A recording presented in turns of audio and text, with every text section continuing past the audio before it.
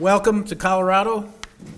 For those that are coming from different parts of Colorado, our CDOT folks, welcome to the Western States Highway Equipment Managers Association 50th anniversary meeting. That's kind of a big deal for us. I know some CDOT employees like Howard have had a chance to come to these in the past, and it's great to see some of our folks get a chance to come out and support this event.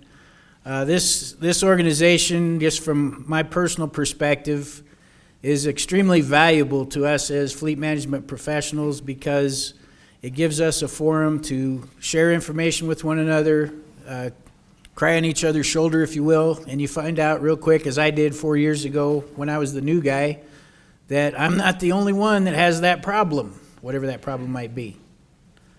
And I could reach out to, Steve or Lisa or, name the person in this room that was here 4 years ago, Greg, for example, and they always either had an answer for me or they could point me in the right direction of who I should talk to get the answer I'm looking for.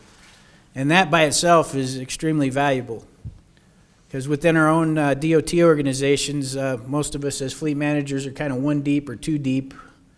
And there's not a lot of other folks that you can turn to for some of those answers. So that's the value and that's the significance of this organization being here for 50 years.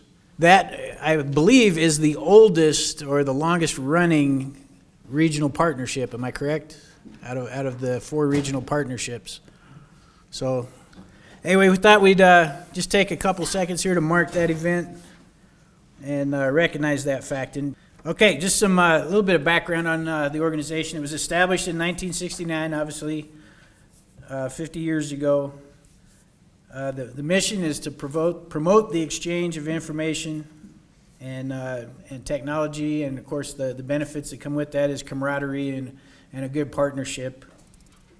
And it assists not just the state fleet professionals, but DOTs as a whole, because our organizations all benefit from what we gain from being a part of this organization. There's 13 member states, and I believe we have 8 of those 13 represented here today. And of course, we actively participate in the Equipment Management Technical Services Program, which is part of AASHTO.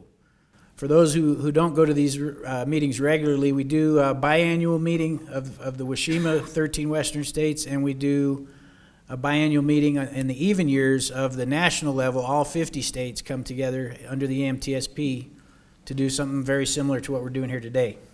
All right, a little bit about Colorado. First of all, they call us the Centennial State because Colorado achieved statehood in 1876.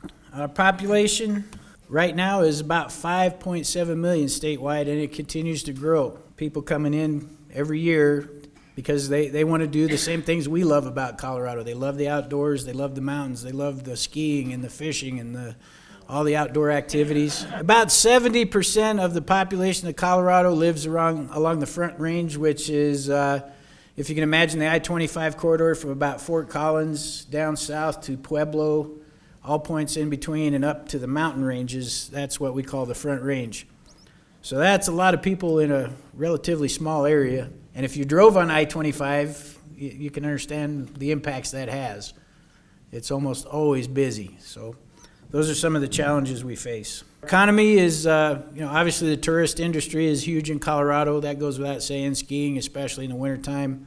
People visit in the summertime for national parks. We have a lot of national parks and, just the outdoor activities. But as far as the other drivers to the economy, agriculture, we have a lot of crops that we grow here in Colorado, particularly in the eastern part of the state. And we also have a booming technology industry, especially in what we call the tech center part of Denver, and also here in the Colorado Springs area. A lot of defense industries are here, defense contractors. We have a pretty sizable presence of machinery and equipment, especially in and around the Denver area.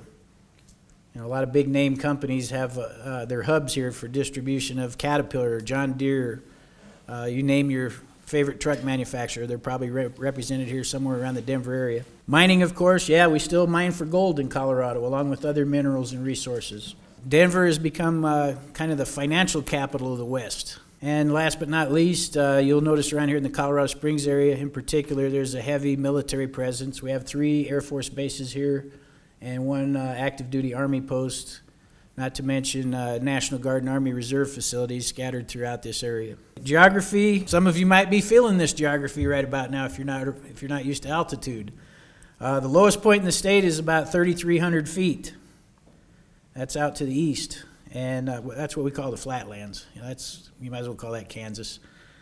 And then the highest point is 14,440 feet. You'll be almost there tomorrow when you go to Pikes Peak. You'll be at about 14,110 or change. We have 53 what we call 14ers. Those are mountain peaks that are either at or over 14,000 feet high. So that's another big attraction for folks that live here.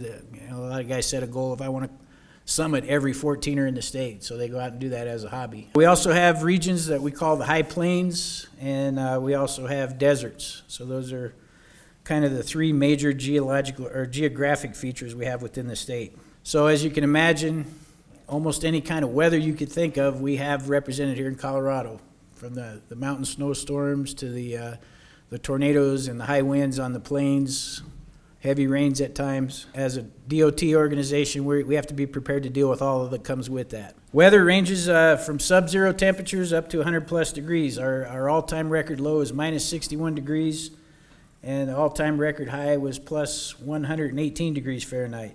Again, that has an effect on what we do as a DOT. Deal with fires, flood, avalanches, landslides, rock falls, all common threats to our roadways and our transportation networks. We do have a couple of things that CDOT is particularly proud of. A little bit of bragging rights that we have is the Eisenhower Johnson Memorial Tunnel. That is the highest vehicle tunnel in North America. In fact, if not the world, I think. At 11,000 plus feet, and it's nearly 2 miles long. And if you've never been inside the tunnel, I know some of you got a chance to in past conferences to see the inner workings of the tunnel. If you ever get a chance to see that, it's pretty interesting to see. Prior to working for CDOT, I never gave it a second thought. You drive through a tunnel, got it. But when you go upstairs and see all the command and control and infrastructure that supports that, it's pretty impressive. We also have the Mount Evans Scenic Byway. That is the highest paved road in North America, and it's right at about 14,130 feet. That is a mission unto itself, clearing that thing out before the weekends, beginning the summer, trying to get that open to the tourists and the people that want to get up to see the top of Mount Evans. This past year, we opened it up. It snowed again. We went back and took the snow blowers up and reopened it, and it snowed again. So.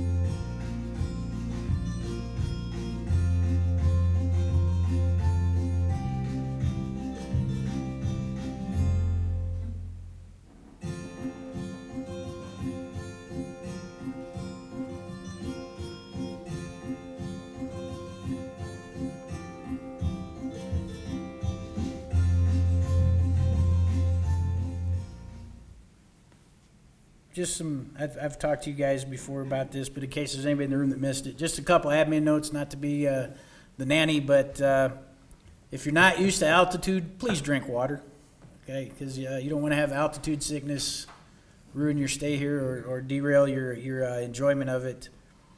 And take it easy on the adult beverages, please, especially before we go up to Pikes Peak tomorrow. I show you and tell you all of that to get to the main point here that, we're all equipment management professionals, and all those things I just showed you in that slideshow are reasons that people come to and stay in Colorado. And the more people that come on board with that, the more strain is put on our infrastructure, the more we need to find ways to maximize our resources and maintain that infrastructure to support the needs of the state. So, we play a big role in that in the equipment world, because guess what maintains the roadways? People and equipment. So, that's why that's important. But we can't do that unless we have the support of our leadership. And I heard a term yesterday that I thought was pretty applicable: disruptive manager. What is a disruptive manager? And you could easily say, oh, that's disruptive, that's negative. But in the context of what I was reading about, a disruptive manager is somebody who's willing to shake up normal and do something different.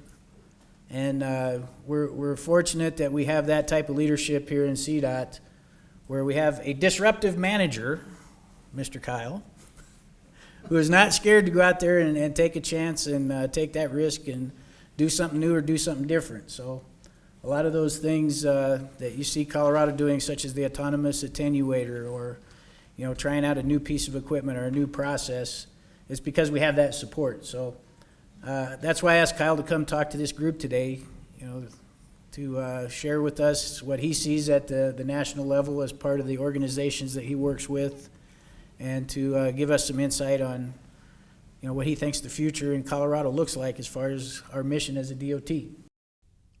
The preceding was produced by the National Center for Pavement Preservation. More information can be found on the web at pavementpreservation.org. Additional support provided by Michigan State University.